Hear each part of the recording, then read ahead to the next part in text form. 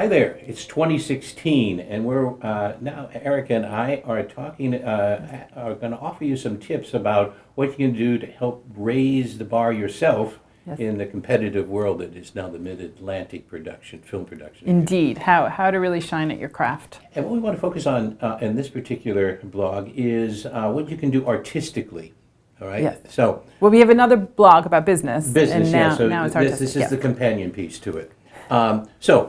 Artistically, tips, what can they do as an actor, say outside the gig? Yeah, I think that observing and practice are really two different subjects, and being able to observe with an actor's point of view the shows and the programs and whatnot that are on in an artistic way. We talked about the business way of observing them, but observing them in an artistic way, I think, is number one in familiarity and letting it really wash over you and whatnot, and knowing where you belong, which gets into business. Yeah. Practice is really interesting because I feel like practice is in jobs. That's a way to practice, is book and work. That's the amazing way to practice.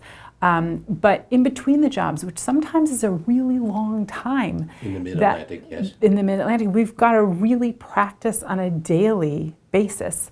And I think there are so many different ways to practice, certainly taking classes, attending legitimate, workshops and working with a coach, definitely working on dialects. There's all sorts of different parts of that training that you can break down. Yeah. Let's go back to what Erica says. Where we're maybe distinctly different at a serious level is in Atlanta you have so many more opportunities, in New York or LA, more opportunities. So our opportunities are unfortunately few and far between. So how are you going to practice in between those to keep yourself sharp and alive and moving forward? And so let's really talk about this. I think most actors feel that, and I'll just confess, this is that when I start to self-tape, did I practice enough ahead of time?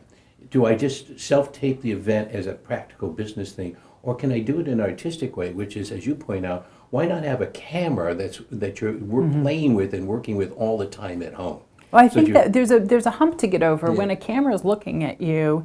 It's odd feeling, and if you're not used to it, it shows up because the camera reads your thoughts. So if you just have, and it seems so silly, but it's really been helpful to actors I've talked to, is you just put a camera or two in rooms in your house. Don't even turn them on. Just have them literally looking at you, so you get so used to the camera being in the room that you forget about it.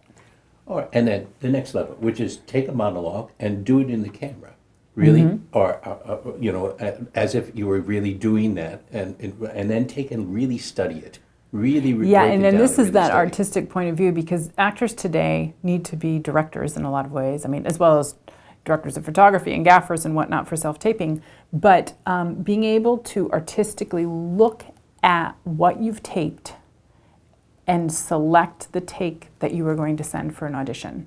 That is a very specific skill that needs to be developed, and it takes more than your own opinion a lot of the time, a collaborator, a fellow actor, and whatnot. And the other thing is if you get to the point, I've heard this from a very smart actor who has a business that self-tapes other actors, and they said they do the tape no more than 3 times.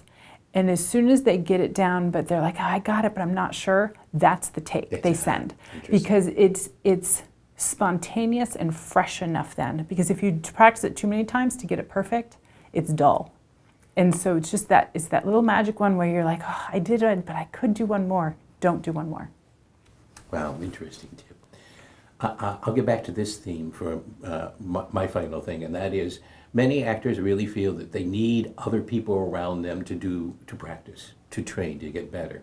And there are so many training processes and ideas out there that help it. And one that I'll give you a good tip is Uta Hagen, who's that marvelous master trainer. And she By has yourself, right? You need no other person. Yeah. And so she has what's called the basic object exercises that you can get in her book, Respect for Acting. There are 10 exercises that an actor can do in their apartment, in their home, by themselves. And what they do for film is this: continuity and telling the story well. if you just simply do those, and they're all designed to do just that, practice alone, you in fact are already becoming a better actor. And That's it's great. the discipline of doing that alone is the big thing. And I also think that reminds me, consistency Yeah. in performance, in your artistic vision or whatnot, is key in 2016.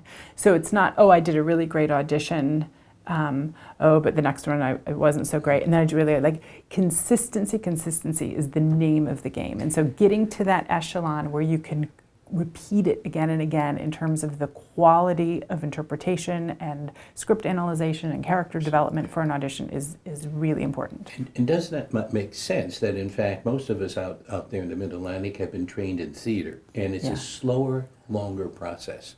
What consistency, to breed consistency in film is you have to tighten that up to be able to be very facile and quick with it.